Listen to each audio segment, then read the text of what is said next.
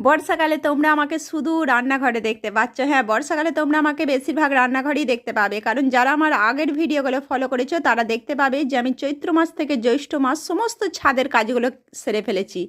রোদের কাজ না আমি আর বর্ষাকালে কোনোটাই রাখি না, শুধু এই রোজের জিনিসগুলো দিই। রোজের জিনিসগুলো দিই, ছাদের অবস্থা দেখতে পেলে কেমন অবস্থা, কিভাবে দিচ্ছি। আর যা হোক করে শুধু বর্ষাকালে রোজের ব্যবহারের জিনিসগুলো শুকাই। আর আগের কাজ আগে সেরে নিয়েছি বলে অতটা আমার কিছু আর চাপের নেই। আর এইদিকে দেখো হচ্ছে চিকেন আর অনেক কিছু তরকারি করছি, আর মনে করতে পারছি না কি কি তরকারি, শুধু দেখে নাও। সমস্ত এদিকে আমার রেডি হয়েছে, একটা করে কাটাকুটি করছি আর একটা করে কড়াইয়ে বসাচ্ছি। আর একবার করে উঠছি, মানে আমি কড়াইয়ে খুন্তিটা নাড়ছি, সেই কারণে তোমরা আমাকে একবার করে উঠতে দেখতে পাচ্ছ। আর অনেক দিন আদা শেষ হয়ে গিয়েছিলো, সেই কারণে আদা বাটছি। আর এইদিকে হবে কচু আলুর তরকারি।